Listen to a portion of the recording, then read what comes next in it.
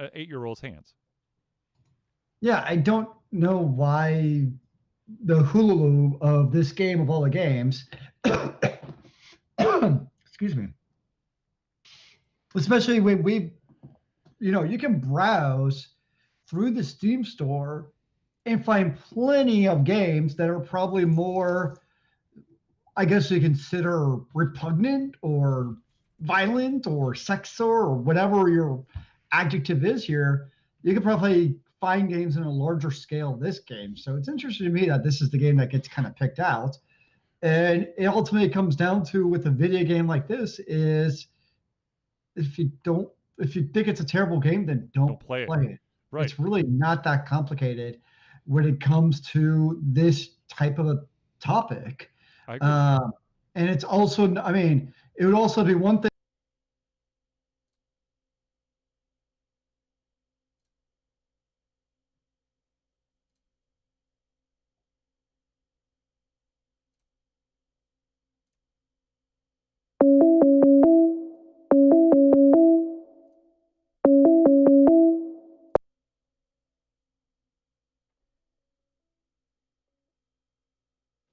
Yeah.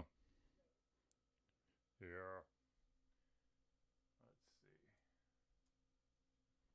I got to put you on the correct screen so I can actually get you to look right.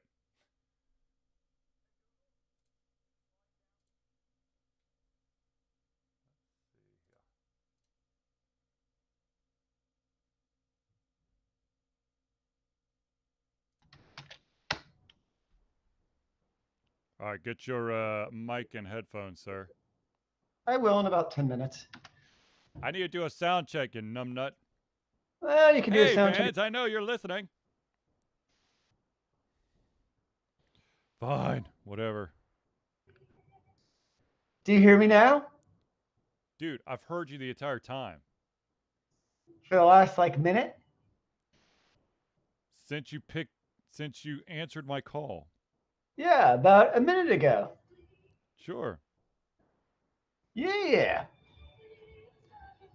I also hear a song that will get us demonetized. Hey, Google, stop Pandora. Ha ha ha ha ha.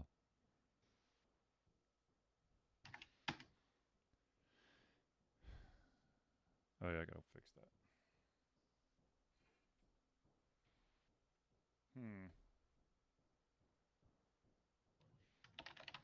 That's a potential problem. Uno momentos, por favor.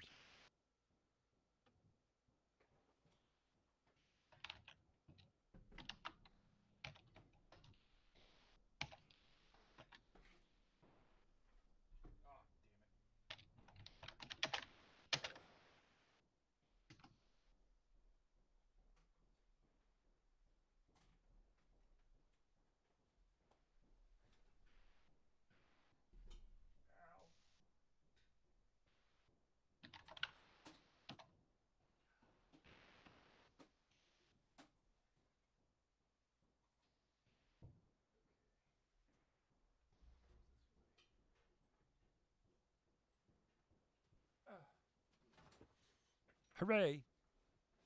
Hooray. Hooray! Are you sure about that? I think so. Oh, okay. Pretty sure. You can never keep track these days. You never know.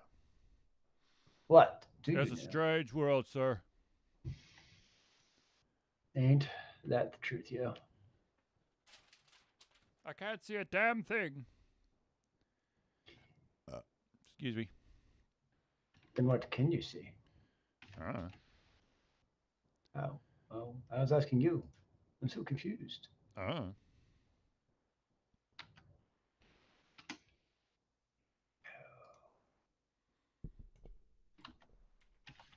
Excuse me. Don't you love it when an app decides not to show up anywhere? That's life. It's life in the fast lane, baby. Life in the fast lane. It's like I no longer care about you. Mwahaha. Damn reality.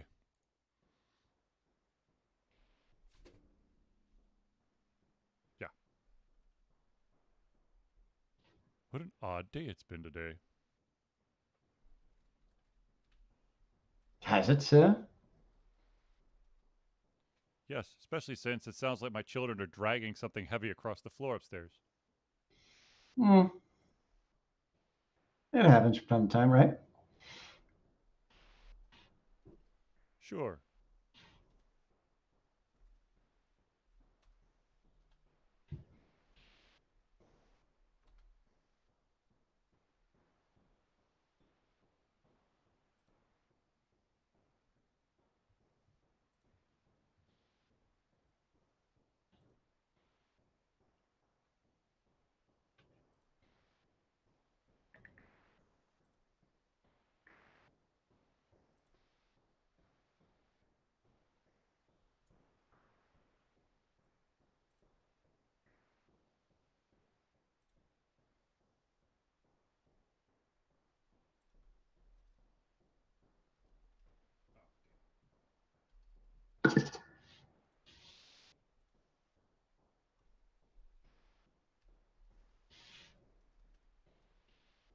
Hmm.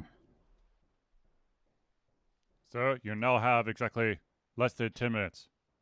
Oh, yes. That's more than I normally have, good sir. Yes, but you're super duper loud, so it's really hard to do an audio balance without you using your mic and headset.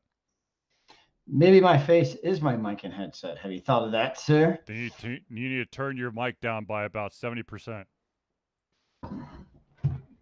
What if I just talk like this? Closer.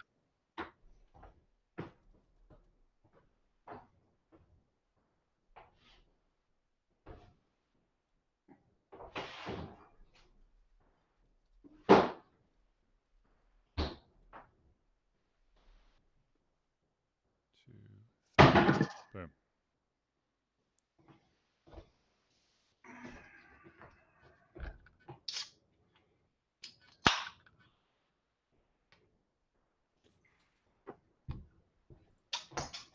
The mouse is upside down.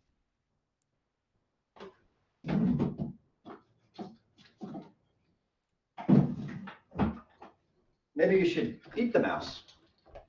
It's not good for my health. I didn't know that was a primary concern.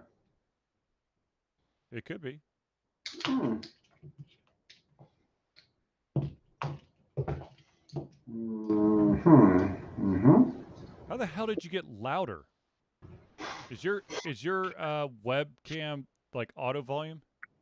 I don't know. I'm pretty sure it just does or did.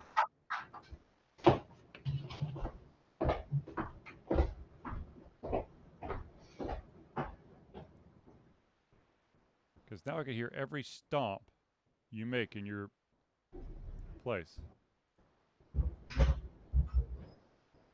There we go.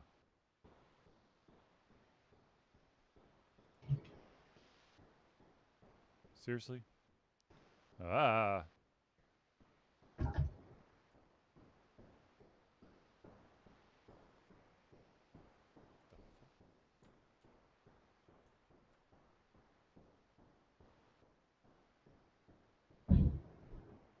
Do you have your dryer on?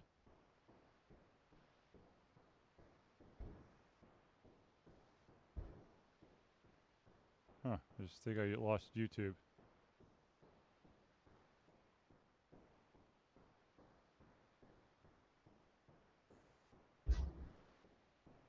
Weird.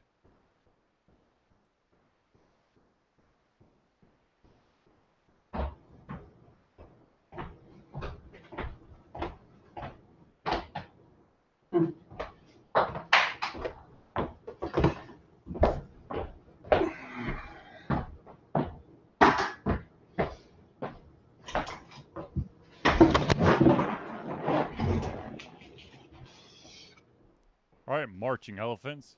Calm down. Very enthusiastic.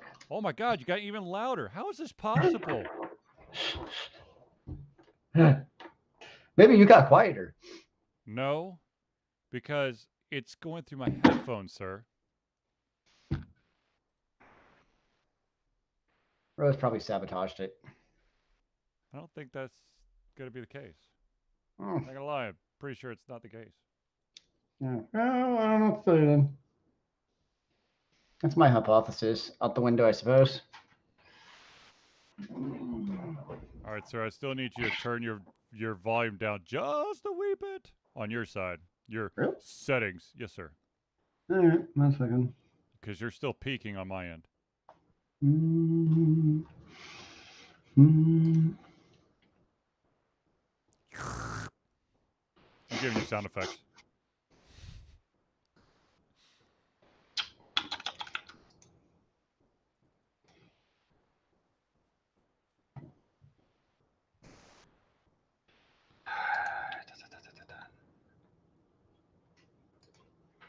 How is it that my kids are getting louder? Baby, sounds like everything's getting louder to you. Yes. There we go. Oh, hold on. Test. Oh, interesting. Okay. Hey, stop eating your wires. Good Lord, kid. Yeah, my microphone level can't go down anymore. What is it set to 1? What's I mean, your it's. mic level? There's a slider and it's all the way down. Then that's not the mic you've selected, or you're not you're using a different microphone. I can't hear you now. I think that's the one you need to tune up. I think you're using your webcam one before.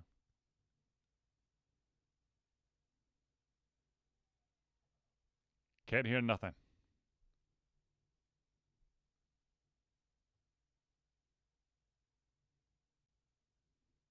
Maybe that's why last week was so intense on your side. And Zelius has left the chat. He'll come back. Don't worry. I have all the faith in the world in him. Hello. Yo. Yeah. Yo. Oh, there it is. Is that better? Yep. Can you turn it down just a little bit now? Yeah, what? Can you turn it down just a wee bit? But yes, No, I literally can't. that's at 1. Like, I mean, maybe no. I literally there's a slider for microphone. Hold on, let me check one thing. Okay. 1 second. Yeah, no, my speakers are definitely for my headset. Actually, what does this thing do? How's that? Happy 2021. What? So it said happy 2021. Does that make a difference? Do it again. Yeah, no, my. Let me see if there's any other settings I'm missing here. Testing. Yeah.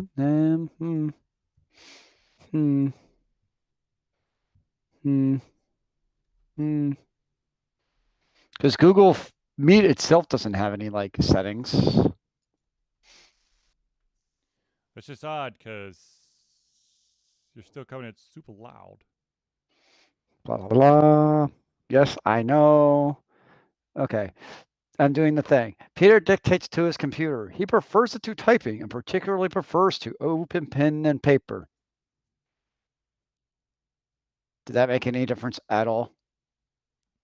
Hold on, okay, so the fact of the matter is, let me see if I can make my mic louder so I can at least equalize. All right, just for fun, let me know what this does. What does that do to my volume?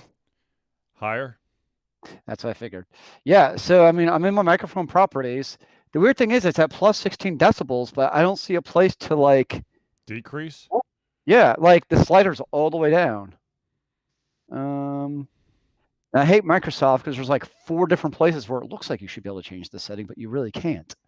What you need to do is you got to right click on the microphone, the volume thing, and then click on open sound settings.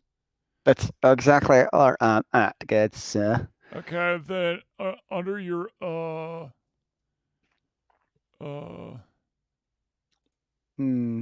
your microphone settings, I don't know, device properties, fuck if I know. No, I have device properties up. That's what I was changing. Anything else I can do here? I doth not know, sir.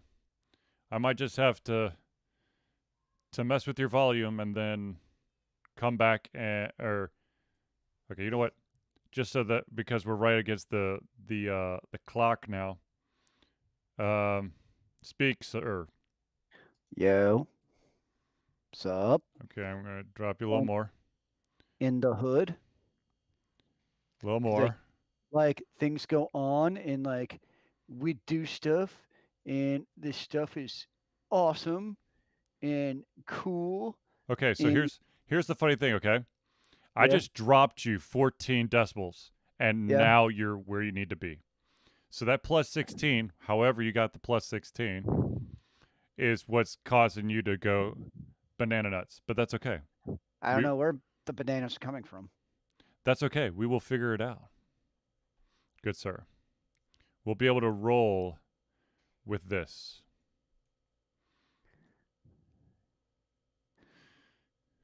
I mean, I'm rolling in my sure? chair. Could you lower your mic just a little bit? What? Can you point your mic a little bit? I'm sorry, not your mic. Shit. I've been so wrapped up with your mic. I meant your camera. See what you're doing to me? Sam Grizzle! Yes. It is 2021 sound issues. So since we have Sam, how do I sound? And then how does Zelia sound? Zelia, speak. Hello, Sam. It is a good day to be live here on the Thursday night thing where we do the thing with the stuff and the stuff happens. And I don't know what the stuff is, but we're going to find out, are we not? You loud, Zelius. Less loud. Okay, hold on. I'll drop you to 16. All right, Zelius, speak again. Man, I don't know why I'm so loud. I just must be fabulous because I am pretty awesome. Or that's what all the people say on the place where we do things.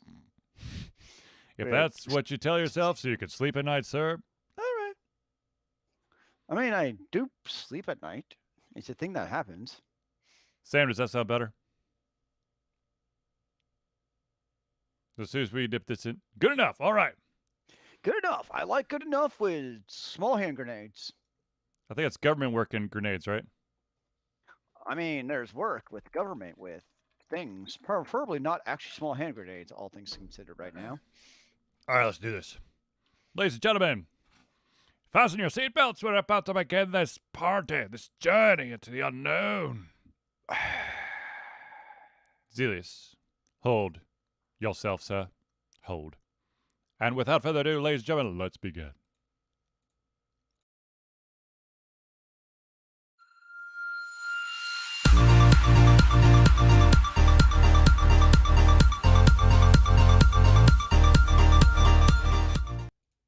Hello, ladies and gentlemen. Welcome to another edition of Ultra Confusion Thursday Night Hangout.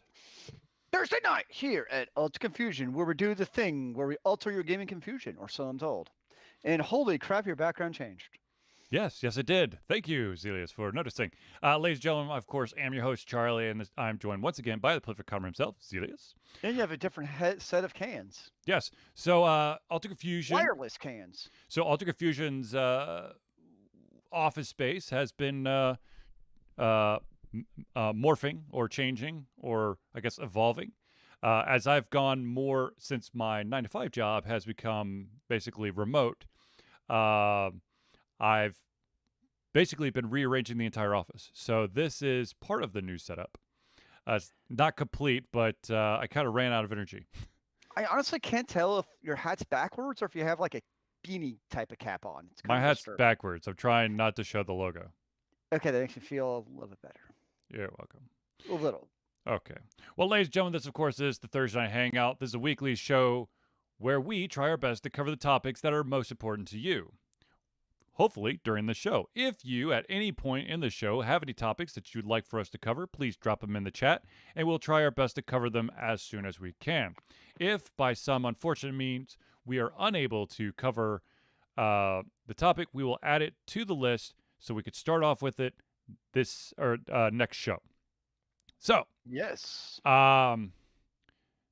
So, small recap. Ultra Confusion's office space, same place, just move stuff around. It's really hard to describe, but let's just say that I decided that a little bit of change and a little less claustrophobia. Yeah. Whatever. Yeah. It's going to be different. I'll show like progress pictures and stuff on Instagram if you want to follow us on Instagram. It's Altered Confusion. All right. So I apparently opened the wrong document, which is a great start to the show, but knowing how things are going, yay! Okay. So the first topic tonight is the topic we were not able to cover last show, and that of course is franchises that basically cross medias, like a book to movie, or for Altered Confusion, it's more video game to movie. So let's talk about a couple of. I pulled up a couple of these examples. Basically, someone asked, with Chris Pine being attached to an upcoming and really with the not known about Dungeons and Dragons movie, how do you feel about this type of like a game into a movie?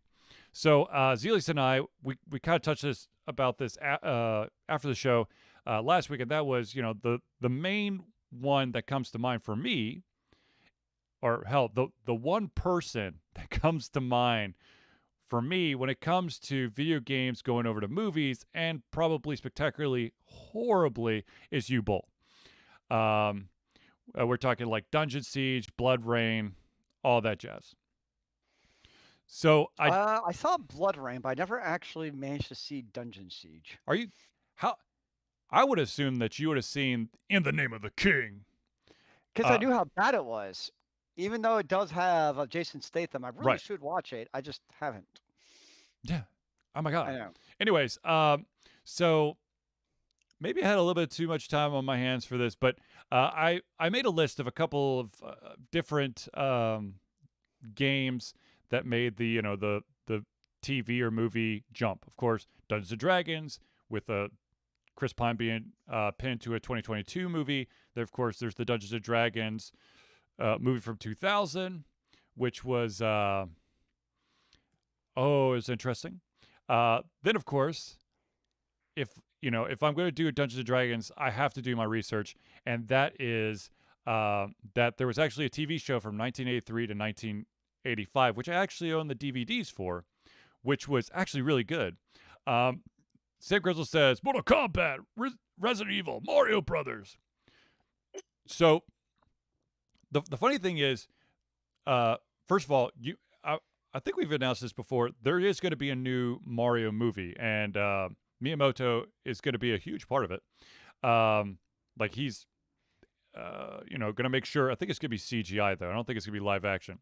The funny thing about the live action Super Mario Brothers is that the writers did not want to make a Mario movie, and the lead actor, who I cannot remember his name off the top of my head, said it was the worst decision in his life to actually play Mario. I can believe it, because it was terrible. It was absolutely terrible. But so we also talk about Dungeon Siege, which of course the movie is In the Name of the King, which released in 2007, and of course the first Dungeon Siege PC game was 2002. An interesting thing is that the Dungeon Siege movie actually wasn't too far off in plotline from the game, which I found. I was actually like, oh, that's interesting, because I would have figured, they probably fucked it up, because let's be honest, a lot of times when you get Hollywood, well, actually it's U-Bolt, so U-Bolt's probably like, well, we got to keep, close to the source material. But when Hollywood touches stuff, they're like, oh, we gotta make it more mainstream. We gotta make sure that everyone understands all the ins and outs, and we basically throw away all the stuff that the fans, the true hardcore fans, actually liked about the book series, the video games, whatever. It's like making. I'm trying to think of a game off the top of my head. Of course, let's say Cyberpunk 2077. I mean, that's in the news for the wrong reason, but is definitely in the news. Let's say that someone wants to make a Cyberpunk 2077 movie, but they want to Hollywoodize it. They're basically like, okay, we're gonna have these people driving around like a San Francisco, like a futuristic San Francisco. We're gonna glue some metal bits to them, and they're gonna be cybernetic. We're gonna use a lot of CGI to do a bunch of like weird ass shit, and there's a love story and a betrayal, and let's not actually really give the vibe of the city. The city's just kind of there, and we'll make millions. I'm a fan. But yeah. I think we should make that and copyright it right now before it's too late. Yeah. But anyways, so one of the other, so since I was doing my research, one of the other movies out there that are based on a game, this is more of a board game than anything, that of course is Battleship, which I was thinking about that one. Okay, so like, okay, for my opinion about Battleship, or trying to make a movie about Battleship, or hell, about Dungeons and Dragons, or anything that's really, I don't know. The thing is, Dungeons and Dragons, there's a shit ton of stuff you could do with it, but you're better off with like Lord of the Rings, if you want to go like the Dungeons and Dragons type route, because unless you actually go for one of those, like, you know, right out of the box campaign storylines, every single movie that has dragons and wizards and bad monsters could technically be Dungeons and Dragons the movie. Yeah, I could see that. Except for Dungeons and Dragons, it has that kind of specific feel to it. You don't really have a whole lot of actually mainstream movies with like magicians and thieves and warriors fighting like a necromancer or zombies. I mean, I know you got like Lord of the Rings, which is its own entity. I mean, Dungeons and Dragons is basically Lord of the Rings in RPG pen and pencil format. So I'd really say, ironically, Lord of the Rings is probably one of the closest to an actual Dungeons and Dragons campaign we actually have. Right, that's what I'm saying though. Like that is probably the closest you're going to get, but you know, you can't just vaguely say, "Oh, it's a Dungeons and Dragons movie." Okay, so where is it set? Because Dungeons and Dragons has a shit ton of different like worlds and continents and the races, and to be honest with you, if it's you know, if it's any, they're like all these different races are so mainstream. I was like elves and dwarfs and half elves and whatever, gnomes and drows. Well, actually, it's an elf, but whatever. It's the dark elf. Sam brings up a good point. Clash of the Titans, in his opinion, was probably the closest to Dungeons and Dragons. Which, yes, I agree, because you had mythological creatures battling a reluctant hero. But you know, then again, that's basically the hero story. You have a reluctant hero that's thrust into the spotlight that has to defend the honor of some girl or save a kingdom or something. And they have to go on a journey. Are we going to go journey into the woods reluctantly, even though I don't really want to, and it hurts me to think about it? Yes, and you're to find in yourself the true hero. What if I have no hero within myself and it's all a lie? Then we got problems. Well, maybe that's the problem, that I don't realize it's a problem.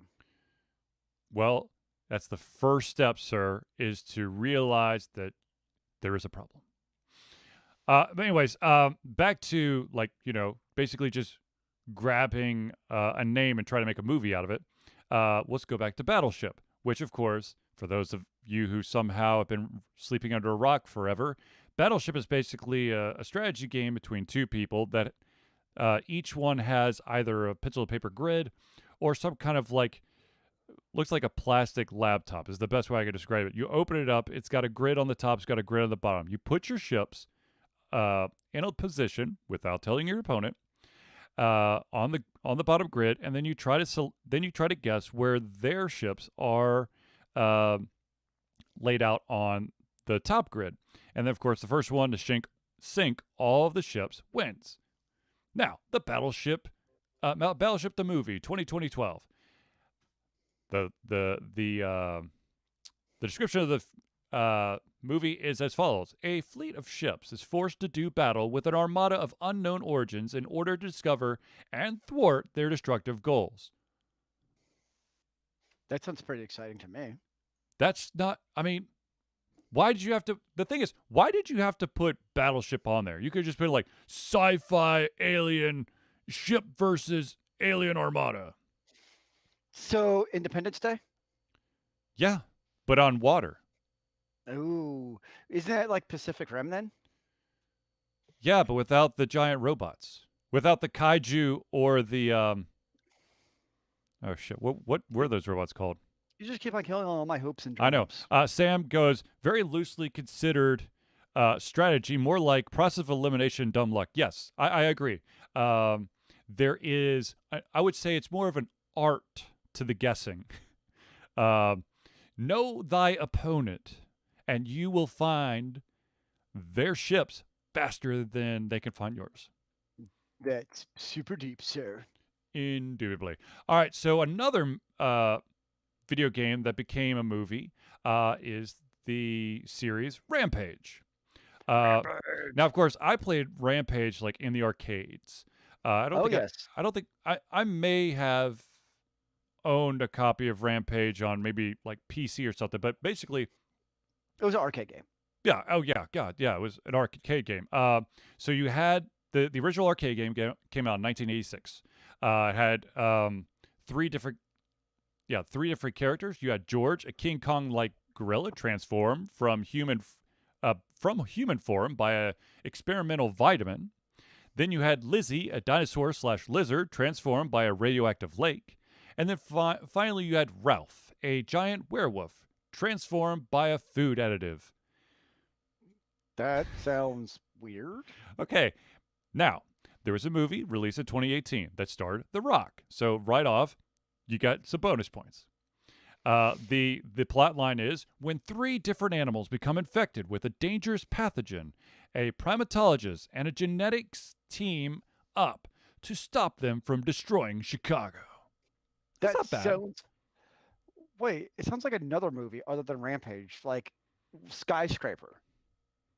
Was it? I think it was in a movie called Skyscraper, which you just described. He was in a movie called Skyscraper, where he and his family are trapped in this humongous skyscraper that was like 4 times the height of like the Empire State Building, and shit goes wrong. Okay. That sounds like Skyscraper.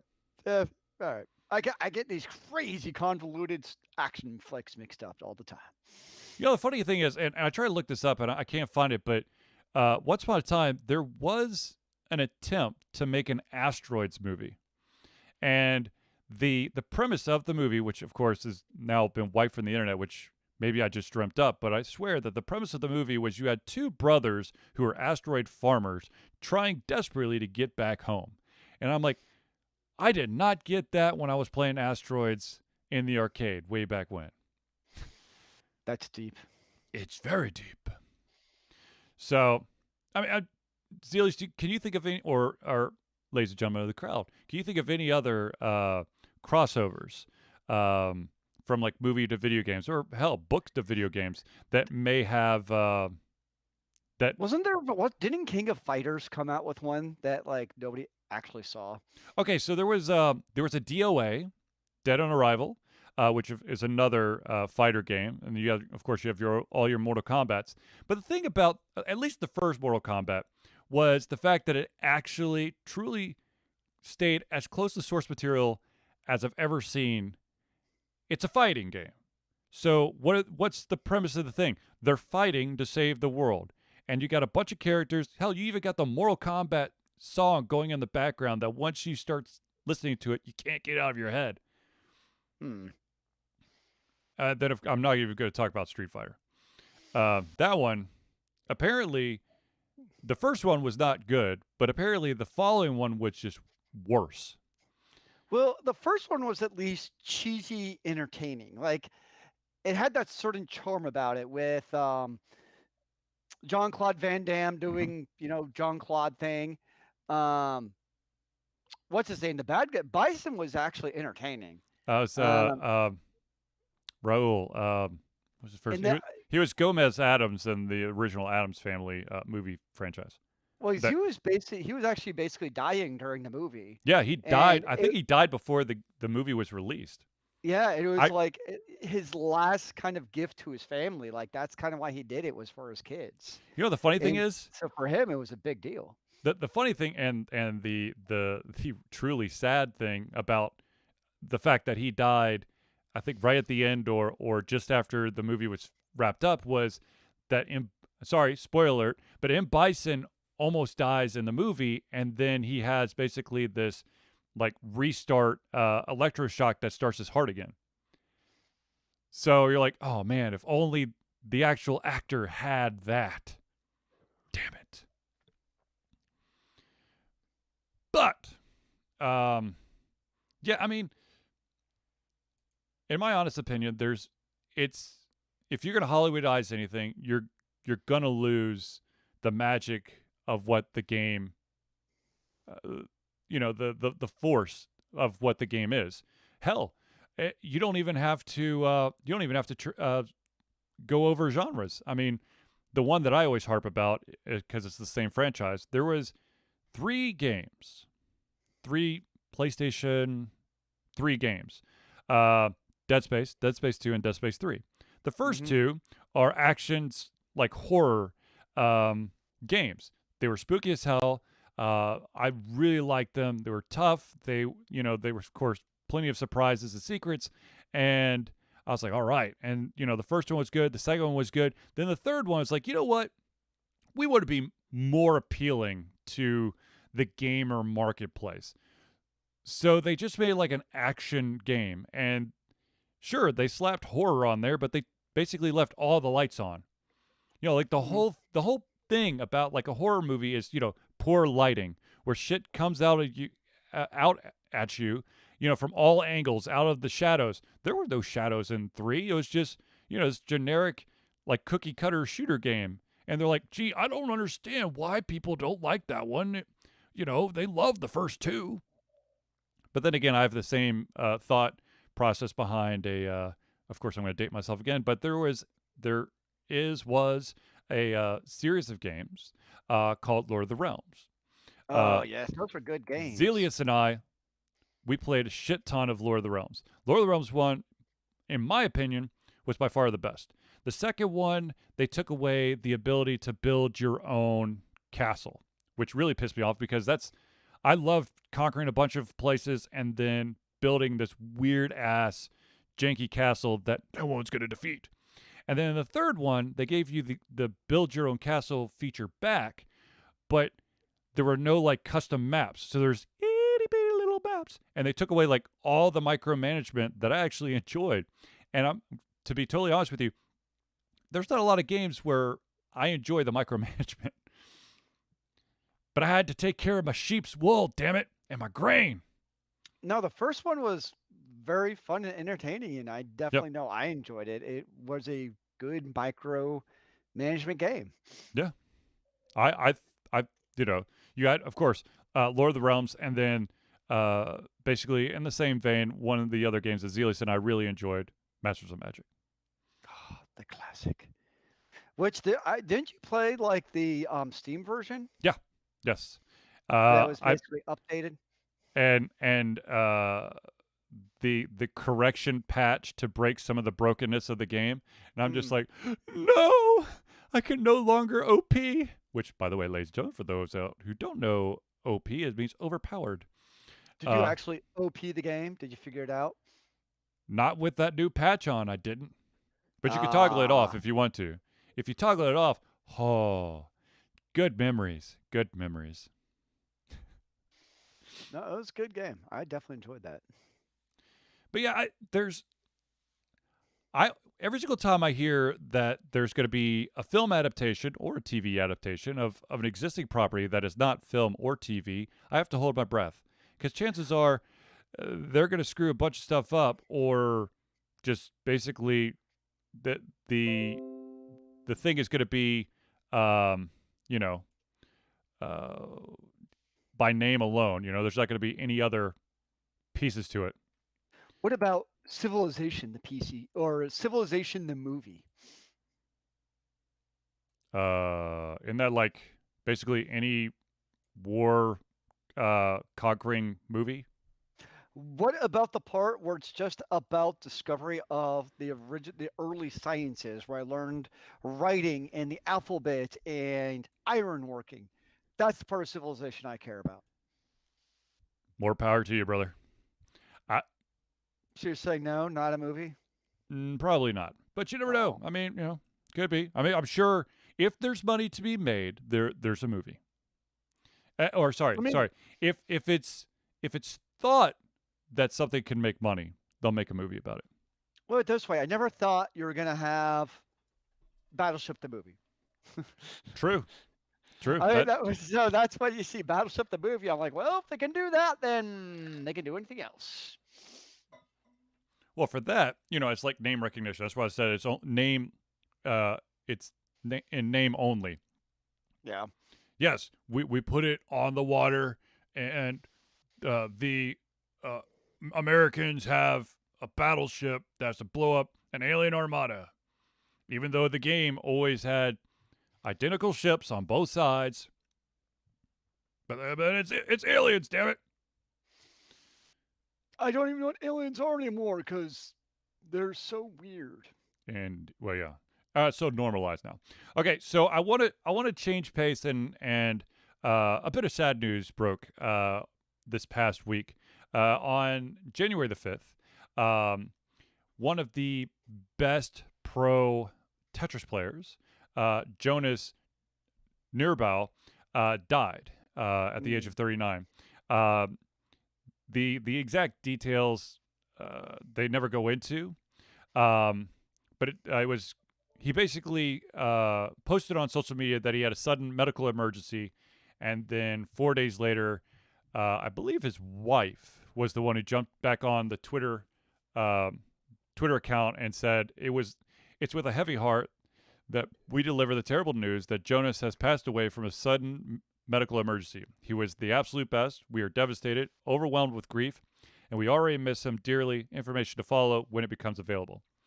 Now, the reason why I bring this up is that there is a GoFundMe, which somehow the link just disappeared, but I will find it, for the expenses. Now, I don't know if it's actually still going or not, but I do want to just post it in the chat. I actually watched a couple of, I think it was during one of those, oh, Sam. Touche.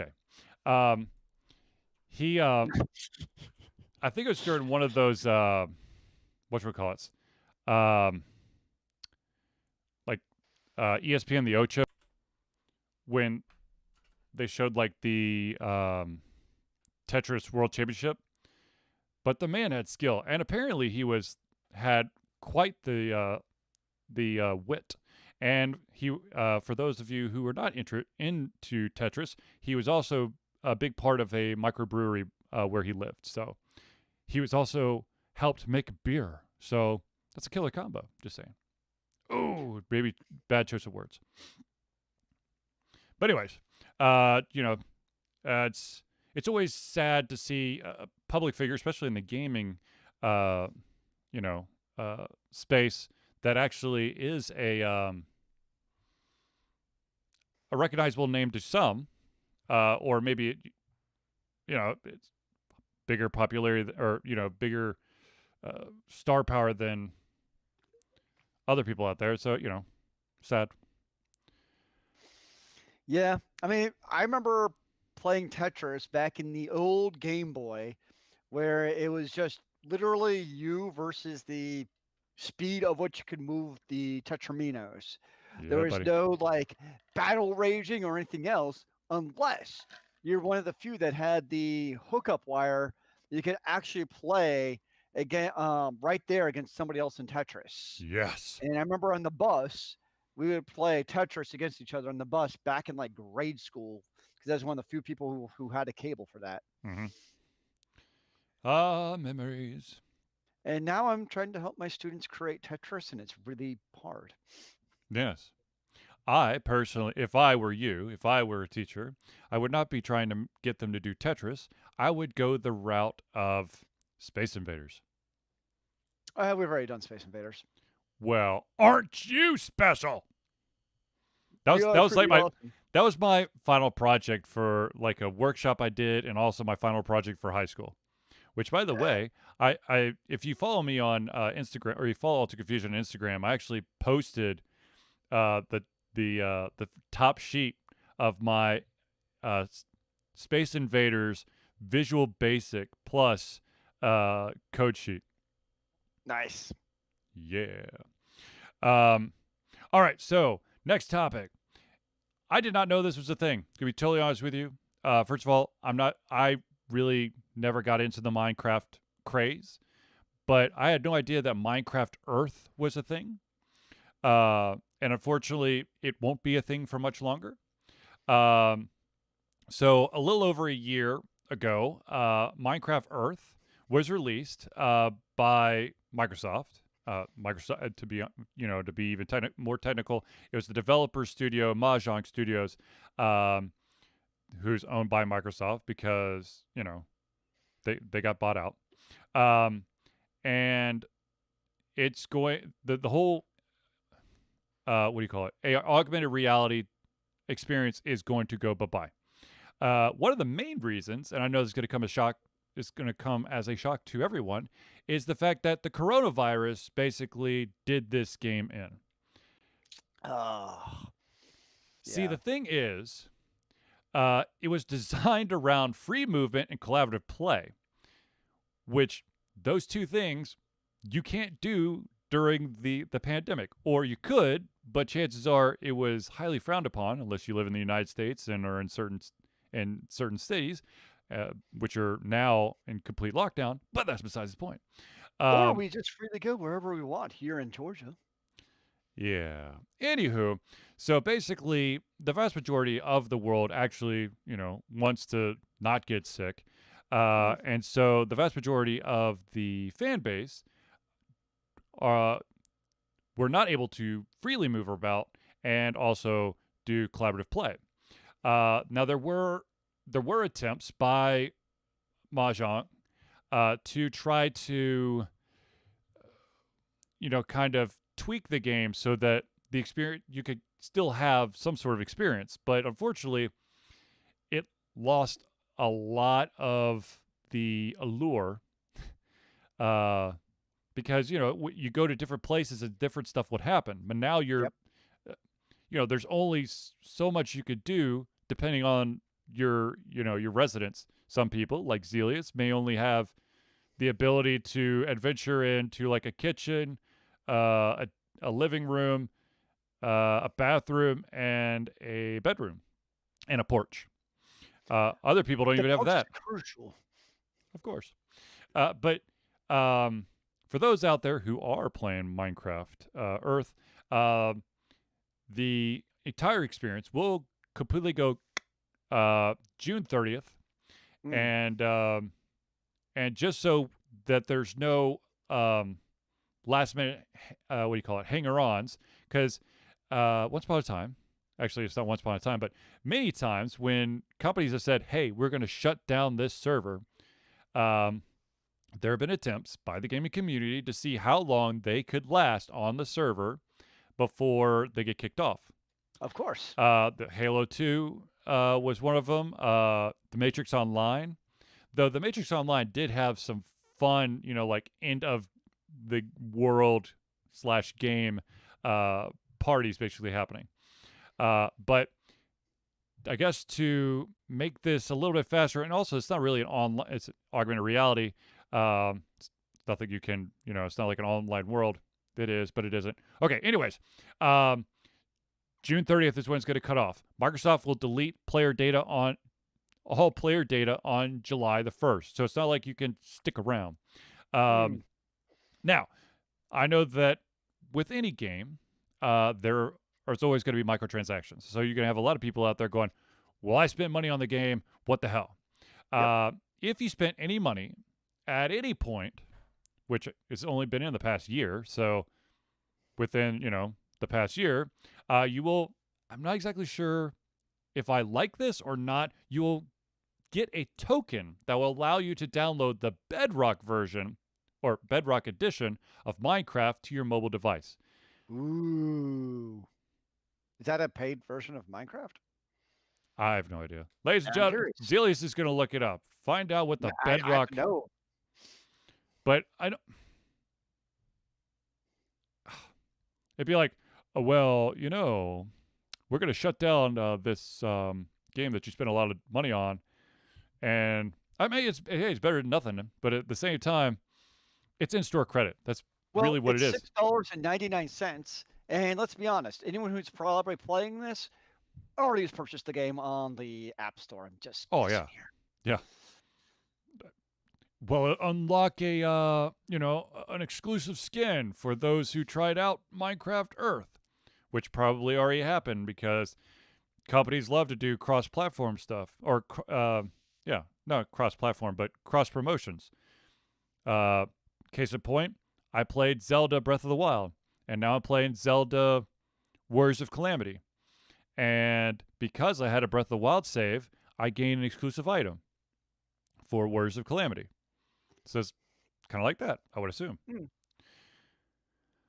Speaking of games and futures, it has been announced, it's kind of been rumored, but now it's getting a little bit closer to being a real thing, hopefully. Knowing this wonderful world that we live in, video games get postponed to infinity and beyond. The remastering of the Mass Effect franchise, the 1, 2, and 3, not Andromeda. Mass Effect Legendary Edition is set to release sometime in spring 2021. There are a couple of retailers in Singapore and Indonesia that have the date set for March the 12th. Now, if you go to some place like Amazon, Amazon will say that it will be released December 31st, 2021, because they don't have a release date, so they basically just chose the end of the year. But the coming spring 2021 is actually from the Mass Effect official website through BioWare. Now, of course, shit could change, but here's hoping. BioWare has basically said they're updating the textures, shaders, models, effects, and technical features for PC, PlayStation 4, Xbox One, and it will also have forward compatibility and targeted enhancements on Xbox Series X and PlayStation 5. I am curious to see what is it actually better? Meaning, like, what do they actually do to help improve the game, or is it just kind of somewhat better graphics? All Mako all the time. Because you could already skin the game with better graphics, kind of HD graphics on the PC at least. I know not on the console. So there's already options to kind of give yourselves better graphics using mods. So that's kind of what I'll be curious of to see is how do these mods, how is this imaging better? And did they also change the story at all? Because that was one of the best parts, was the storyline and the interaction and all that good stuff. So that's what I'd be really curious to see is it really just an HD upgrade? How much of an HD upgrade is it? And what happens with the story? Okay. And combat for that matter. Because remember, each of the 3 games has a different combat style too, in terms of how the ammo works, how upgrade works, how all that stuff. Are you going to keep those all different? I'm very confused. Are you sure you played Mass Effect 1, 2, and 3? Because the core mechanics stayed the same, except that they got rid of the Mako, which, by the way, Zelius, they're going to have the Mako as the main feature of all the games. All you got to do is just drive the effing Mako everywhere. But things like how ammo work changed, because you used to have the overheat and then you actually had ammo. So you like still do. You still did, Zelius. I think you're confusing 2 different games. No, because those mechanics stayed the same. No, one of the Mass Effects, you didn't have ammo, you had just overheating. And then it changed to ammo ready to pick up clips. It was 2 different ammo mechanisms. It's called 2 different guns. No, it was completely different mechanisms. Well, ladies and gentlemen, we'll go to the polls. I'm pretty sure. I don't remember which ones, but I'm pretty sure it completely changed how the I bet ammo mechanism worked. I have a funny feeling that because you played Andromeda, that was between Mass Effect the first and Andromeda. But I could be wrong. I don't know. It's been a while since I played it. The one thing I am curious about is the fact that the one thing I didn't like about Mass Effect 3 was the emphasis of having to do the online play. How is that going to work into this reworking of the system? The graphic wise, from my understanding, everything's going to be pushed to 4K. But is it 4K at 144 kilohertz of epic eye candy? Sure. Yeah. If that's what it takes for you to buy the product. Uh-huh. I'm always entertained when you go to like the game forums. Like it's never enough. It's like now that there's like 4K for like if you even have 4K TV in the first place, it's like, well, it's 4K, but is it also 144 hertz? I don't think unless it's 144 hertz, it's really worth getting. And it's like, really? Like I'm just always amused how there's always those people who are like, it's never enough. Look, man, if you're running at full tilt, it blurs a little bit. I'm out, man. I saw that one pixel that was like one hue off. Not good enough, sir. Nope, sir. Just that one pixel. There was no collision issues or clipping issues or any weird shit. It's that one pixel out of the 4,000. This bugs me. All right, ladies and gentlemen, let's get into friends of the show. As we do every single show, we give a shout out and some love and support to those who support us. So without further ado, ladies and gentlemen, let's start off with the Indie Cluster. Oop, come on, click. The Indie Cluster is an organization of independent game developers that want to gain exposure by being involved in the community. They collectively journey to popular conferences as a traveling booth to help gain attention for their games. They make partnerships in local communities to bring games to the mainstream mindset. They highlight local, unusual, and rare concepts to challenge the paradigm of the common. They also host events to teach kids and minority groups about game development to hopefully one day enter the industry themselves. For more information, go to indiecluster.com. Now, of course, the next shout out has to be for the amazing chiropractor that I use and my son uses. And if you're in the greater Atlanta area, you should use too. And that, of course, is Hero Chiropractic. Hero Chiropractic is a unique healthcare practice set up by Ryan Moore. The company is focused to elevate a patient's experience of freedom, creative expression, and joy. They believe that everyone can be a hero and has incredible heroic potential inside themselves waiting to be unleashed. Hero Chiropractic focuses on mobile chiropractic care in the greater Atlanta area. They are committed to healing clients by creating a plan of action uniquely suited for each person. They make that plan of action as convenient and affordable as possible, and most importantly, suited to your individual needs. For more information, go to www.herochiropractic.com. Now, of course, we are in this pandemic thing, and I do want to say up front that, yes, you heard right. It is a mobile chiropractic care. But Ryan is one of the most diligent people about disinfecting all of his stuff, his chiropractic chair, table, and all that stuff.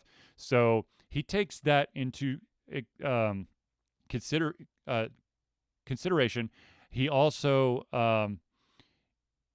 will try to make sure that he wants to protect you as best as possible. So he'll work with you to whatever you need to do. Ladies and gentlemen, the next thing we got to do for a shout out is for our friend, the awesomeness that is Nerdburger, and that, of course, is Nerdburger Games. Nerdburger Games is the game design imprint of award-winning RPG designer Craig Campbell. Craig has done a whole bunch of RPG design freelancing in the past. Several years ago, he dove into designing his own RPG. Now, Nerdburger Games has multiple RPGs and is showing no signs of stopping. Nerdburger Games endeavors to create games that explore corners of the RPG landscape that haven't been explored, or haven't been explored very often. These games forego dense gaming mechanics in favor of lighter rule sets that allow players to focus on telling fun, engaging, memorable stories. For more information, go to www.nerdburgergames.com. Zealous and I can both go on record and say that almost the entire library that Nerdburger Games has, we have either tested or own or played. There is a new one whose Kickstarter has wrapped up, and they're in the process of trying to make it a real thing now. That, of course, is Good Strong Hands, but some of the other titles are Capers, Die Laughing, and Mercs and Acquisitions, which Mercs and Acquisitions was how we got to know Craig, and then we knew that this guy had something. Yes, Awesome. yes, he does. So, ladies and gentlemen, the last thing we have to do is we want to give a shout out to our local watering hole. It is very important for them to keep their doors open because we love this place. That, of course, is Battle and Brew. Battle and Brew is Atlanta's first and oldest gaming bar and restaurant. Opened in 2005, Battle and Brew had a very modest menu, a few beer taps, and focused heavily on gaming. Now, they have grown to encompass so much more. They pioneered geek trivia in Atlanta and remain the hardest trivia in town. They have upgraded the menu from only a few items to all your bar favorites, and some soon-to-be favorites. They've expanded the gaming and kept everything top of the line. They've taken a good place and made it a great place. A place where the staff listens to your desires and suggestions. A place where you and your friends feel like you're at home. A place where everyone knows your game. If you're in the Atlanta area, you need to check this out. For more information, go to www.battleandbrew.com, all one word. They do geek trivia every Wednesday night, and they have now opened up a brunch option on Saturdays and Sundays. And as I stated in a previous episode of the Thursday Night Hangout, I am going to find a way to get one of those brunch sandwiches because, gosh darn it, I deserve it. I just want a plate of bacon. That works too. Just give me good, yummy bacon. That's all I want in life. Now, of course, ladies and gentlemen, after doing a shout out for the friends of the show, let's do a couple of personal shout outs for Ultra Confusion. The first one is, ladies and gentlemen, as many of you know, Ultra Confusion is a huge supporter of something called Extra Life. We are proud to say that we have been fundraising for Extra Life for 10 years straight. Extra Life is gamers doing what they do best, gaming, to help sick and injured children at their chosen Children's Miracle Network hospital. The money that we raise through Extra Life will go directly to our hospital, which of course is Children's Healthcare of Atlanta, as unrestricted funds. This means that the hospital decides where and how to spend the money to ensure the dollars you raise make the biggest impact in the lives of the kids they treat. So if you have the ability to donate, please go and donate to our cause. If you you can either click on the link in the chat if you're on Twitch. If you're not on Twitch, I don't think searching for Ultra Confusion works yet. So just look for, I was going to say, the participant ID is 450208. Thank you. I just completed brain fart. That's the fastest way. That's good. Just do that. You'll get to the page. We're currently, I think the goal is currently set at 250. Ultra Confusion slush fund. We're about to get into that one, Sam. Ladies, slush fund? Where's my slush fund? Yeah. Wait, what? I'm Sam, you're getting my hopes up here. So, ladies and gentlemen, Ultra Confusion has something called Patreon. Patreon allows for the following. Ultra Confusion survives on the love and support of fans like you. And so we have a Patreon page. Patreon lets you, the fans, supporters, become active participants in the work we love through a monthly membership. This gives you access to exclusive content, community, and insight into our creative process. In exchange, we gain a bit more freedom to do our best work and the stability we need to build an even stronger creative career. So, currently, we have two levels on Patreon. There's a $1 level and a $5 level. For those of you out there who are wondering, okay, so you want me to support, how much it's going to cost me a year? For the $1 level, it's going to cost you $12 a year. It's going to be, you're going to be charged $1 at the end of each month. And because you are providing us with that $1 a month, you'll gain access to early access to the playthroughs that I record and post. And you also gain the ability to basically take part in polls, Alter Confusion exclusive polls, and of course, you also gain the ability to have voice chat on Discord. I've been trying my damnedest to make Discord more open to the public.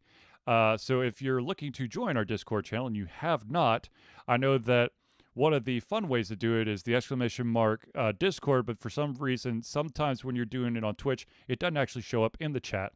And so if you go to twitch.tv /Alter Confusion, in the panel, the About panel below the video, there is a Discord button that you can push, and that's an automatic invite, or you could go to www.alteredconfusion.com. It's in one of the panels, there's a button that says join the chat. And then Zelius has posted a link as well in the chat.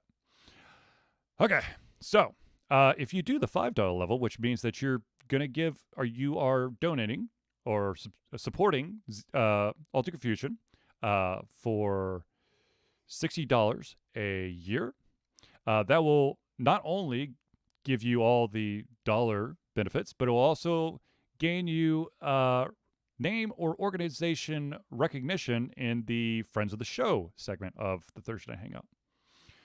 Now, as I've stated many, many times before, and I know I'm hyping this up and I haven't really ironed out all the kinks, but I do want to put one more higher level and have something with either like a guest streamer appearance.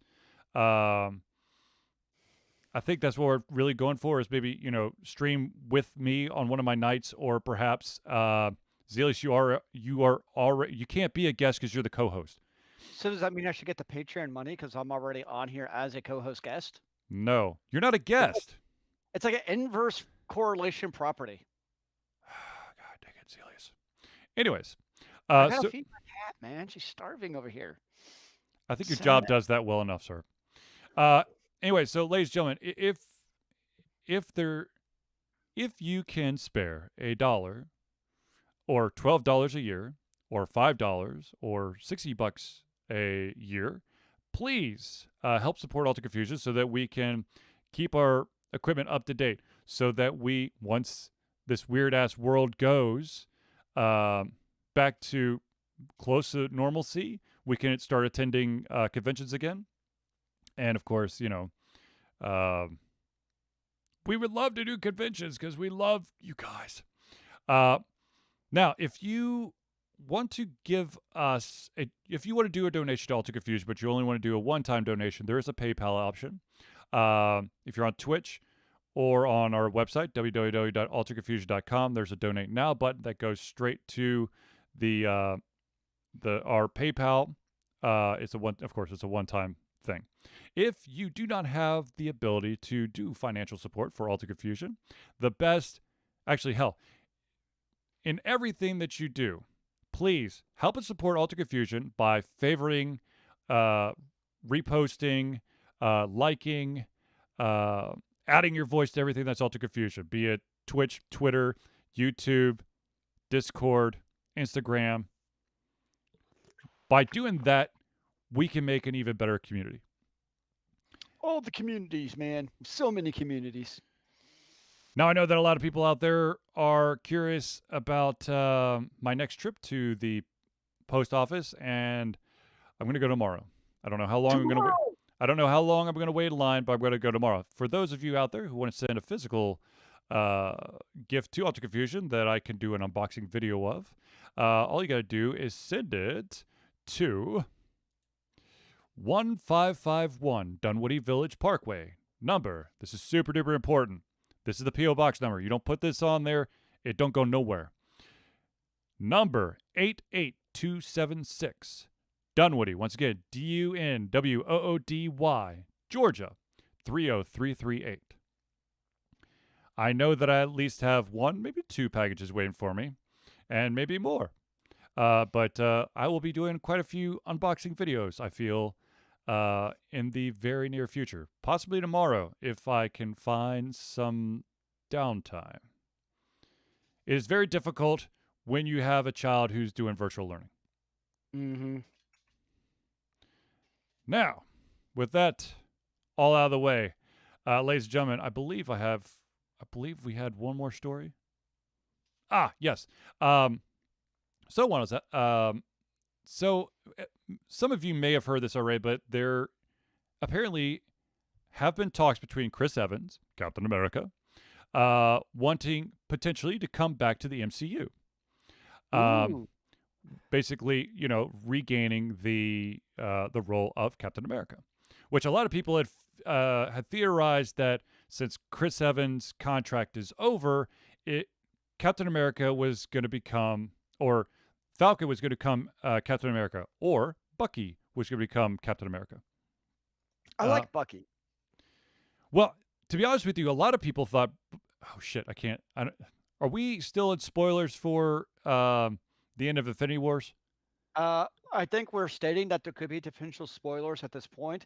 I would say no, that I think we are past that point. So I am Okay. confident in There saying was we can. there was a twist with who basically dons the shield. Yep. For Captain America. Actually, how the fuck is that going to work? Watch all of Infinity War, then you'll understand why my brain is going, I don't know. But okay, with that being said, there is another bit of news that came out that said that Deadpool is going to become, it's going to officially become part of the MCU. But Deadpool 3 is going to be allowed, and this is weird, but it's going to be allowed to stay as an R-rated movie. Oh, hallelujah. See, for some reason out there, people view that in order for it to be successful, it has to be PG-13, open to the vast majority of audience members. But Deadpool has proven that wrong twice. And wasn't Logan? I know that Logan wasn't part of the MCU, but wasn't Logan rated R? I think so, but I also think part of the skepticism around Deadpool 3 and its rating was more so because of the mouse now owning it. And That's true. the parent mouse want to be associated with a rated R movie. I think that was the bigger question, honestly, was would Disney basically allow a rated R movie when they were now the rights owners? I think that's what everyone, myself included, was cynical about, was would that happen? And thankfully they seem to have seen the light. Because the thing is like, yes, Deadpool is obviously rated R 1 and 2, but it's, and deservedly so, but it's not like in a nonsensical way that doesn't work. Like it's totally appropriate to the Deadpool. It's not like random gratuitous like sex and boobs flying and other gratuitous rated R things. Right. It makes total sense in the context of Deadpool. So I think for me it makes sense. I mean, obviously it makes sense because it worked for Deadpool 1 and 2. But thankfully Disney has seen the vision to keep it rated R, with Mr. Ryan Reynolds continuing to hurling reign over the Deadpool. Yes. Now, I know that this news is old, but remember that whenever Deadpool 3 comes out, there's one of the characters, one of the, I guess, main character-esques of the first two will not be in Deadpool 3, and that is TJ Miller's character, the bar owner. He is out. I would love to see like a random, like I would love to see like for Chris Evans, that's where like his contract is for, is to be in Deadpool 3. That would be cool. That would be like a totally different role. I mean, obviously still Captain America, but a very different feel to it. I should put it that way. Well, it'd have to be before Infinity Wars. Well, you never know. Maybe it's an old man version. Oh, spoilers. Anyways, I mean, we all grow old at some point. True. The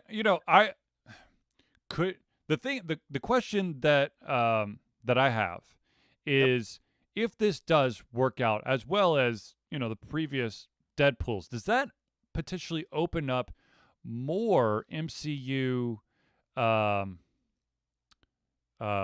property to maybe have an R rated? Now, I'm not saying the next Avengers is going to be rated R, but other Marvel, franchises that are more on the I guess, the edge of like the Avengers universe.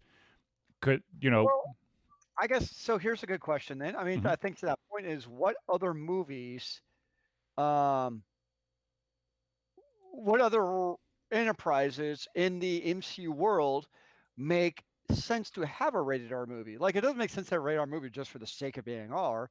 Like, Logan made sense to be rated R agreed. with how the movie worked. It was beautifully done. Again, nothing gratuitous, nothing like over the top, but it was perfect to be rated R. Mhm. Same thing with Deadpool. So I guess what in the MCU would actually benefit from being rated R and not just doing it really for shock? I guess what would not be doing it for shock value? That's the question. Because that doesn't make sense for MCU. They don't need it. If anything, DC Universe go all in on freaking rated R and just blow the tops off and see what the hell happens because you can't do any worse. Didn't didn't Warner Brothers announce that they're going to try to create to expand the DC universe on I don't know if it was through movies or TV shows. Well, they already have for the freaking CW for Arrowverse. Yeah. I know it doesn't really count because that's like the minor characters, but whatever. But still, Yeah, I mean, DC's just. I think the problem is when they go in with this mindset of trying to create a universe without already having characters who we like. That's the issue. It's the same thing with Tom Cruise, and then they tried doing like the monster universe. It's like you already have like the thing is the Marvel movies, they all, well, most of them all work on their own.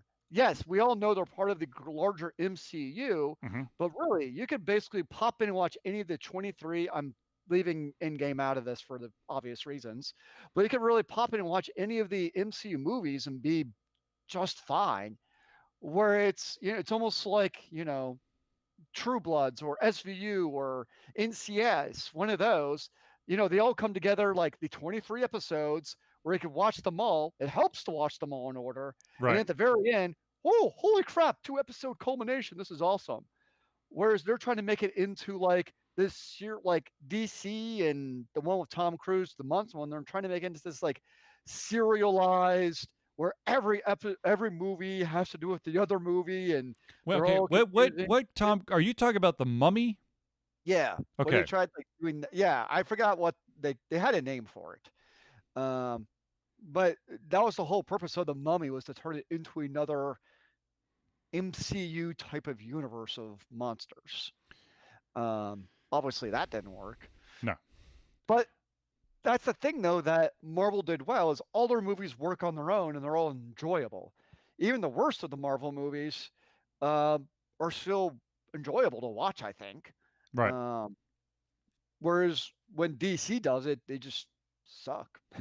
Okay. So off the top of my head, I was thinking about two potential Marvel comic franchises within, I guess, within the MCU that I think would actually benefit with an R rating.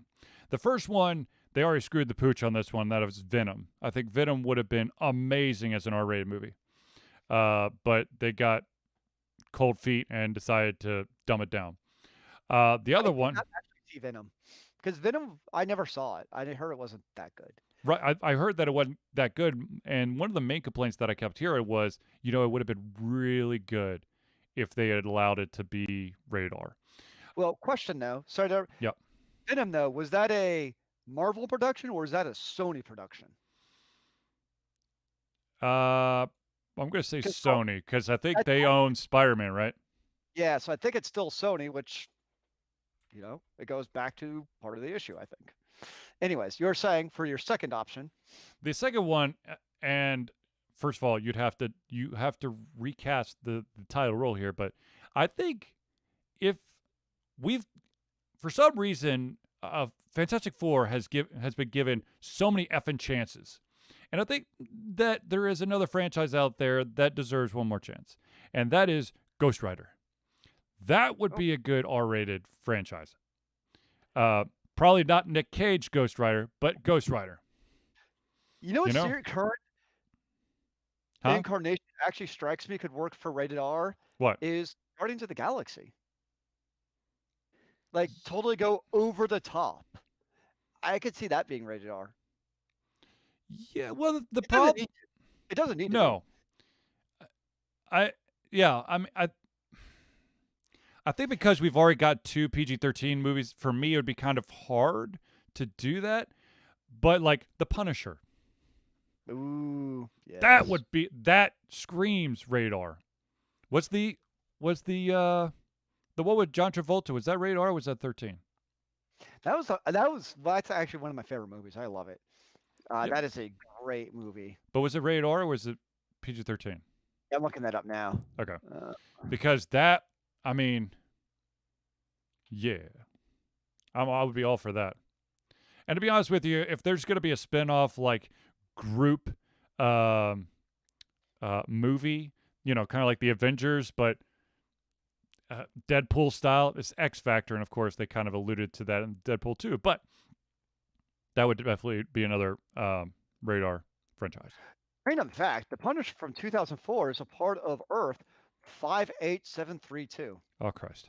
So I guess it's not part of the official Marvel world, obviously. So that's what drives me nuts. It's like, oh, yeah, this is actually Earth B5. I'm like, okay. I'm not that big of a nerd. It's rated R due to sex and nudity 7 times, gore and violence 19 times, and profanity twice, apparently. Oh, perish the thought. Profanity? How dare they? Speaking of profanity, if you haven't already, I highly recommend to you people out there, if you Netflix and chill, you need to check out History of Swear Words. That's actually been really enjoyable for me. Nicolas Cage basically being the narrator, the host of the History of Swear Words. I've definitely not. It is funny as hell. Interesting. It is funny as hell. Yeah. Well, it sounds like it would really be Samuel L. Jackson. I'm just saying. So they brought up who has said the F word the most. Mm-hmm. And of course, Nicolas Cage is jokingly saying, well, of course it's me, I'm one of the top guys. And everyone guessed Samuel L. Jackson. That's not the correct answer. Oh. Who is it? It's someone you would never expect. Jonah Hill. Huh. Interesting. It's because of one of his movies he's spouted like 114 times. Nice. It's like astronomical. Did you say any other words in the movie? That was his, anytime he had a line, he didn't even read it. He was just like, fuck it. Yep. But anyways, definitely highly recommend that. And since I'm doing recommendations, especially on Netflix, there is another show, thankfully, to help individuals who do not do subtitles. It is dubbed. It is a French TV series called Lupin, Lupin. There's actually an anime named Lupin. Just a different pronunciation. It's the same kind of character. It's about basically it's around a fictitious gentleman thief character. But this one, Lupin, the French one, sit around a gentleman who is trying to right the wrongs of what happened to him in the past. And it is really good. And the first section of it is, because they've only released the first part, is phenomenal. And I had that, and the moment that producers and writers want you to have when you're watching a show or a movie is you have a son of a bitch, I need more. And they got it from me. So if you have the ability to do so, I'd highly recommend, if you got Netflix, definitely check out Lupin or Lupin, whatever you want to call it. It is phenomenal. To show you that it definitely crosses generations, I told my mom, who was on a cross-continental flight today, I was like, look, I know that when you go on flights, you like to download some Netflix shows so you can, have stuff to do while you're in the air. I said, download this, watch it. She's French, So she probably listened to the actual French sound thing, or maybe she watched the English. I don't know. But I get a text message from her when she lands. She goes, "Oh my God, it's so amazing! Please tell me there's more." I'm like, apparently it might be more. But anyways, God bless the French. Sure. Well, of course, Netflix, you never quite know if they're going to actually like, well, you've had one season that's good enough for you, sir. No, You but shall this one's more like BBC style. Like Okay. they spat out, I think it's like 5 episodes, but they're like 45 minutes long or something like that. And from my understanding, if I read it correctly, there's gonna be another, like I guess bulk release, January the 21st. I hope. I cross my fingers because I have to know more. But seriously, check it out.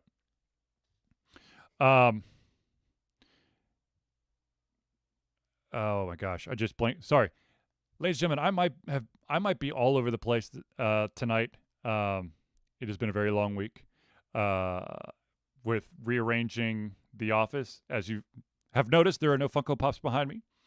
The Funko Pops are secure in an area that will not get stomped upon, but they are. Ooh. I am having to build new shelves for them. Yes, I will build the shelves. Because the shelves that I had are too wide. Too wide? Mm-hmm. Oh, dear. Well, if I'm going to have them right, because I'm going to put them right behind me. So I don't, if they jut too far out from the wall, then I'll be basically right up against myself again. But anyways, what if you had like them on a rail that came out from the, what if you actually tore down the wall and built them into the wall with like lighting looking down on them? I wouldn't tear down the wall because that's the workshop. But building a bookcase into the wall was probably a little too ambitious for me. Oh, come on, you got this. No, I'll just build some shelving, and then display them as they rightfully deserve to be displayed. Fair enough. But anyways, ladies and gentlemen, I know that if you actually tuned in to Tuesday night's broadcast, the vast majority of that broadcast was not me playing games. It was me reassembling my computer desk and then also moving stuff. And I want to thank the individuals who said hello in the chat and then actually stuck around to watch me frantically try to put shit back together. And for those of you who may not have had a chance to ask, yes, I was doing I was playing previous editions of our show, podcast form, because I was actually curious, because I was playing the podcast over my phone, and the webcam mic was actually picking up the sound, and I was very curious to see if I could possibly get a copyright ding on myself. I don't think I did, which kind of saddens me. It kind of makes me happy at the same time. But Sam says, I saw that. Couldn't figure out what was going on. I was moving stuff around and reassembling stuff. And then once all that was done, I decided that wasn't going to work out and I had to move shit again. So, yeah. Nice. Yeah. But anyways, ladies and gentlemen, I believe we've reached the end of our show. So without further ado, ladies and gentlemen, I'd like to thank everyone for tuning in to the Ultra Confusion Thursday Night Hangout. For myself, Charlie, and Zilly, it's been a pleasure giving you everything from our heads, our mouths, and of course, our hearts. We'll be back next Thursday for another Ultra Confusion Thursday Night Hangout. Remember, kids, keep on gaming in the free world.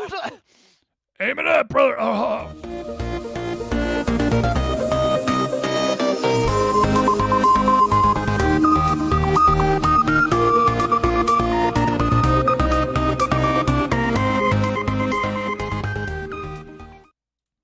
Hooray, Zelius, do you live? Like, I got to the end, like, as I started to say, keep on gaming, like, oh, shit, it's coming. Yeah. Can I get through this before, like, I can't? Yep. Yep.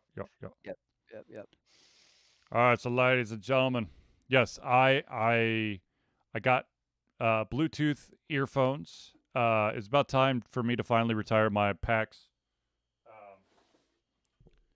My PAX 2010 earphones or headset that I've had forever. I can't tell you the amount of times my kids have kicked out the cord. And it was about time that I had something that I didn't have. I could wear and not have the fear of knocking out myself. I hear that. So, Well, no, cords is nice too. so I've got the new headset. I'm also using a ring light this evening for to help with the lighting. I haven't figured out the lighting the way I want it for the show. All the red is so much brighter.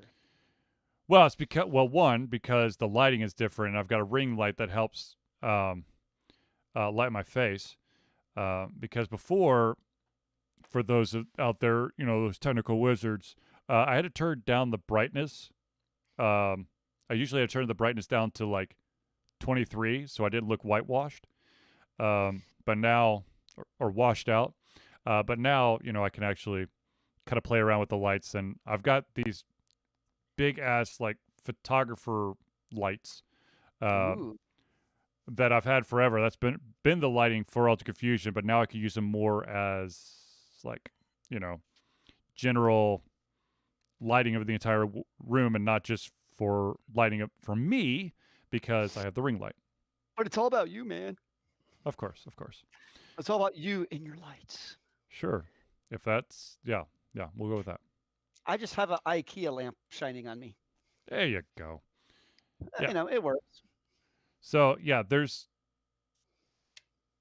probably still a lot of work to do to get the office to where it needs to be, or to the awesomeness that it could potentially have. But it's a huge step that's already been taken. Like I said, for Zealies will know this. I don't know if I've actually given a full tour of my office space before. I might have. I think you have. But my office is now on the other side. Oh, whoa! Where the TV and the game systems were? Yep. And the TV and games went over there, but I had to drop all the Funko shelves so that it would actually fit over there. That's insane, yo. Indubitably. But seriously, if you're going to work remotely from home, and you have a section that has a couch and a TV that gets used maybe an hour and a half, each day, or you have where I've had my office where I'm spending, like 10 hours a day, you would want to have your office in the bigger of the two spaces. So is the couch and TV now in the smaller area? Mm-hmm. Okay, so you just swap the two basically. Yes. Fun fact, when you're moving huge ass shit, make sure that it's oriented in the direction you want it to be in, because it is a bitch and a half to rotate a full-size couch. Stan Grizzle said, once COVID goes away, are y'all going to video together again, or have y'all gotten too used to this new setup? I would love to have Zealius back in-house, just so that we could do the audio leveling. And also, Zealius is better at, keeping an eye on, like, all the other shit, like pulling up information and stuff. And we're pretty close to, one-to-one connection, but getting rid of that latency completely would be, latency would be amazing. I'm kind of lazy. I like doing it at my condo. Not gonna lie. No, this works fine. And to be honest with you, there's a potential of, no matter what, Zealius could continue to be where he is and I'm where I am. But once this epidemic, pandemic, whatever you want to call it, is over, potentially maybe we could find a way to have two in-house and one remote, or maybe add an additional every other show co-host or something like that. I mean, it'll definitely be a conversation for sure. Absolutely. I mean, cross that, what do you call it? We'll cross that bridge when we get to it. More over the rainbow. Sure. But yeah, we will continue to do Thursday night hangout. I don't know the logistics yet, but like I said, I'm personally going to try to level up all this stuff. You could 3-screen and bring back Jesse.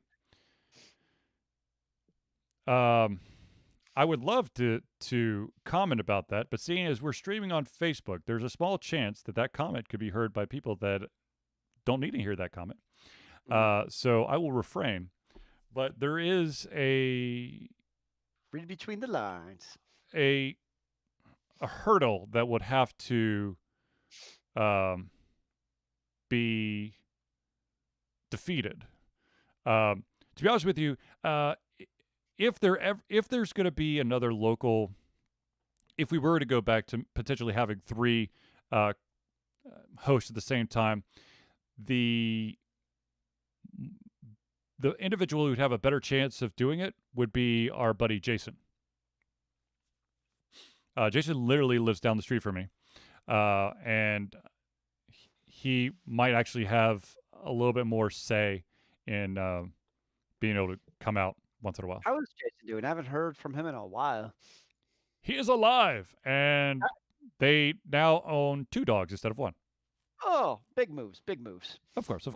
So, excuse me. So, ladies and gentlemen, let's see here. Does he play Battlefield 1? No.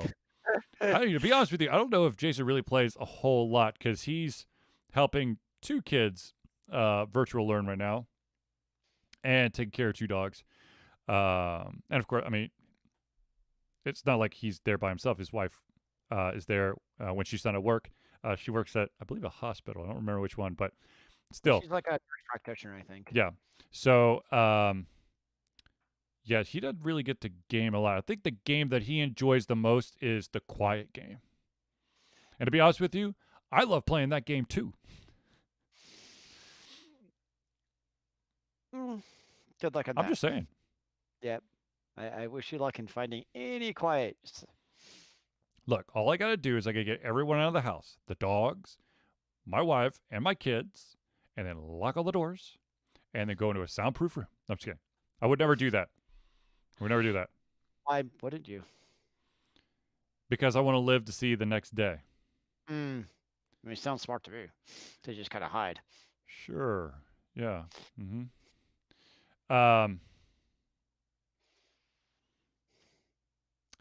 For those who are wondering, I'm very close to finishing. For those of you who are patrons out there, you will know that I have, I think it's like 4 of the first 6 episodes of Sam and Max Save the World. The 5th one I will be recording soon, and then the 6th one I'll be recording, and then of course the general public will be able to gain access to the entire playthrough 4 days after I do the final post. Nice. Are you still playing Cyberpunk at all? No. No, I beat the game after was like 120 hours.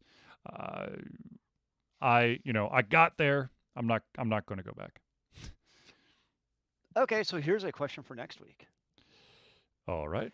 Knowing the time so this is probably geared towards the elder crowd, but knowing that our gaming time is more limited than our Wii U, something like Mass Effect Trilogy Remastered, Legendary Edition, whatever they're calling it, super appealing.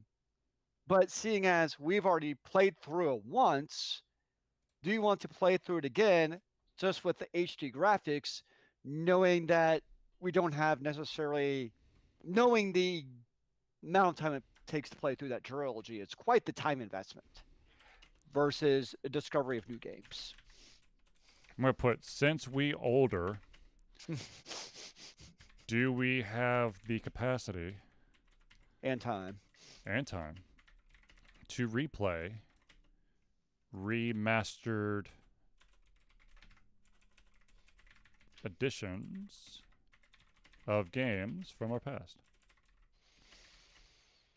Sorry, I'm having to do this at like full arm extend because the camera's actually about 7 inches in front of the monitor. Nice. So that would put So you got the camera there, and then it's probably an additional like 7 inches to this mic. Mm-hmm. And so, I'm at where I am, I'm full extend my arms to just get to the keyboard to type.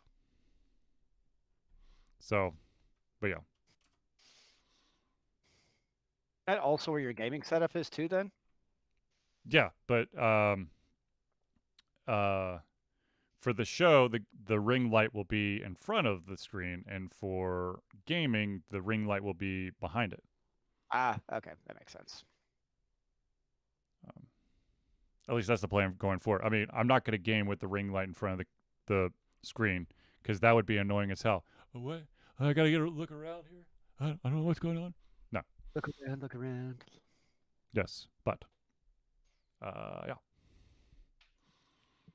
All right, ladies and gentlemen, we're going to sign off for now. See you on Sunday for the game stream, then Tuesday for a game stream, and then Thursday for our next Thursday night hangout. Pieces, my friends.